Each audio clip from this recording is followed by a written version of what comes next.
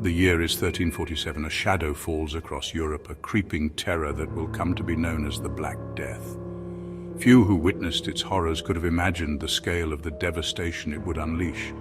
Entire communities were wiped out, leaving behind ghost towns and desolate landscapes. What began as whispers of a distant plague in the east soon became a chilling reality, spreading like wildfire through trade routes and merchant ships. As the Black Death swept across the continent like a raging inferno, it moved with a speed and ferocity that left little time for people to react or escape. From bustling cities to remote villages, no corner of Europe was spared its grip. The disease did not discriminate, affecting the rich and poor alike. The Black Death, a devastating pandemic caused by the bacterium Yersinia pestis, would leave an enduring scar on the fabric of European society. Its impact was felt in every aspect of life, from the economy to the arts. It claimed the lives of an estimated 75 to 200 million people, a staggering number that is hard to comprehend even today. Wiping out a third of Europe's population in a matter of years. The sheer scale of death was unprecedented and left a void that would take generations to fill. The very air seemed thick with death, as if the plague had a tangible presence that could be felt and feared. The stench of decay clinging to the narrow streets of medieval cities.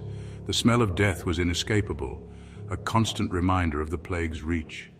The plague's arrival in Europe marked the beginning of one of the darkest chapters in human history. It was a time when fear and superstition ran rampant. It was a time of unimaginable suffering, fear and despair, as families were torn apart and entire communities were decimated, as communities struggled to cope with the relentless onslaught of the disease. The social fabric of Europe was stretched to its breaking point. The Black Death would not merely decimate the population, it would also challenge the very foundations of medieval society. It would fundamentally reshape the social, economic, and cultural landscape of Europe for centuries to come. The aftermath of the plague saw significant changes in labor practices, religious beliefs, and societal structures. The Black Death's origins can be traced back to Central Asia, where the plague bacterium resided in rodent populations. Trading routes, the very lifelines of commerce and connection, would become the unwitting carriers of the deadly plague. As merchants traversed the Silk Road, they unknowingly carried infected fleas on their ships and caravans, setting the stage for a pandemic of unprecedented scale. The plague first reached Europe in 1347 through the bustling port city of Messina in Sicily. Italian merchant ships returning from their voyages to the Black Sea brought with them more than just goods and spices. Lurking within the shadows of their cargo was the silent menace that would soon grip the continent in terror. From Messina, the plague spread like wildfire, carried by rats and fleas that thrived in the cramped and unsanitary conditions of medieval cities. Within months, it had engulfed major Italian port cities like Genoa and Venice, decimating their populations and crippling their once thriving economies. The Black Death's relentless advance across Europe had begun. The Black Death, a terrifying plague with a deceptively simple name, manifested itself in a variety of horrifying forms. This deadly disease, which swept through Europe in the mid-14th century, decimated populations and left a lasting scar on the continent's history. The plague was not a single entity, but rather a collection of related illnesses, each more terrifying than the last. Each more terrifying than the last. These different expressions of the plague left their victims with little hope for survival. The sheer variety of symptoms and the speed at which the disease could kill made it a particularly fearsome adversary. The most common form, the bubonic plague, announced its presence through painful swollen lymph nodes called buboes. These buboes were often the first sign that someone had contracted the plague, and they were a harbinger of the suffering to come. These grotesque swellings, often appearing in the groin, armpits, or neck, were filled with pus and caused excruciating pain. The sight of these buboes was enough to strike fear into the hearts of those who saw them, as they knew that death was likely not far behind. As the disease progressed, victims would experience fever, chills, and vomiting, their bodies racked with pain. The fever would often be accompanied by severe headaches and delirium, making the suffering even more unbearable. The bubonic plague, while deadly, offered a glimmer of hope for survival, with some individuals managing to recover from its ravages. Those who survived were often left weakened and scarred, but they were the lucky few who managed to escape death's grip. The pneumonic plague, however, was a far more sinister beast. Unlike the bubonic plague, which was spread by fleas, the pneumonic plague was airborne, making it much more contagious and deadly. This airborne variant attacked the respiratory system, causing coughing fits, bloody sputum, and extreme difficulty breathing. The symptoms would often start suddenly with a high fever and chills, followed by a rapid deterioration of the victim's condition. Highly contagious, the pneumonic plague spread rapidly through communities, leaving a trail of death and despair in its wake. Entire families and villages could be wiped out in a matter of days, with little anyone could do to stop the spread of the disease. With its swift and brutal progression, the pneumonic plague offered little chance of survival, with most victims succumbing to the disease within days. The speed at which the disease could kill was one of its most terrifying aspects, leaving little time for treatment or recovery. The rarest and most deadly form of the plague was the septicemic plague. This form of the disease was particularly insidious, as it often struck without warning and progressed rapidly. This gruesome variant infected the bloodstream, causing a systemic inflammatory response that led to multiple organ failure. The infection would spread quickly through the body, causing severe pain and a host of other symptoms. Victims of septicemic plague would experience high fever, chills, delirium, and gangrene, their bodies ravaged from within. The gangrene would often cause the skin to turn black, giving the disease its name, the Black Death. With a near 100% mortality rate, the septicemic plague was a swift and merciless killer.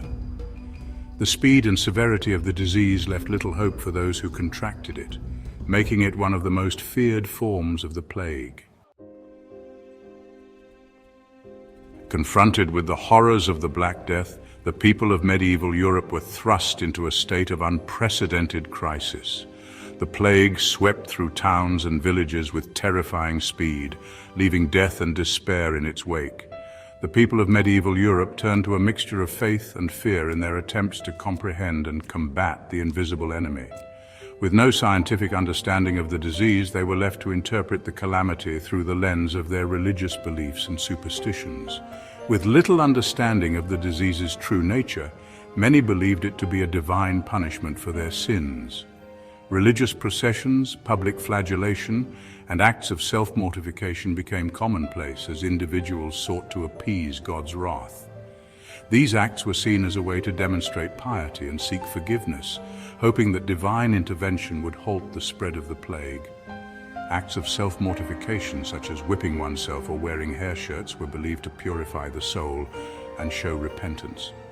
People hoped that by enduring physical pain they could atone for their sins and those of their community, thereby ending the plague. Churches overflowed with desperate souls seeking solace and salvation.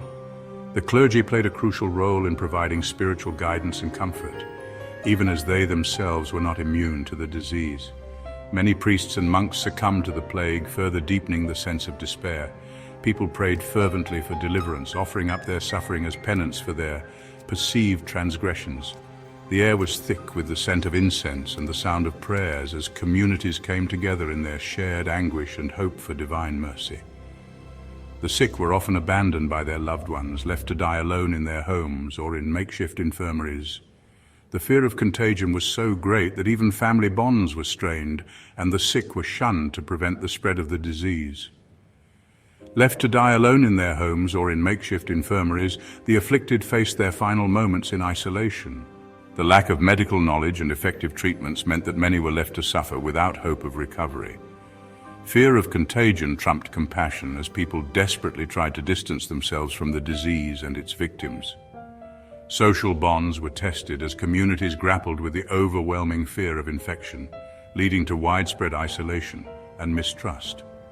Amidst the despair, a sinister undercurrent of suspicion and scapegoating emerged.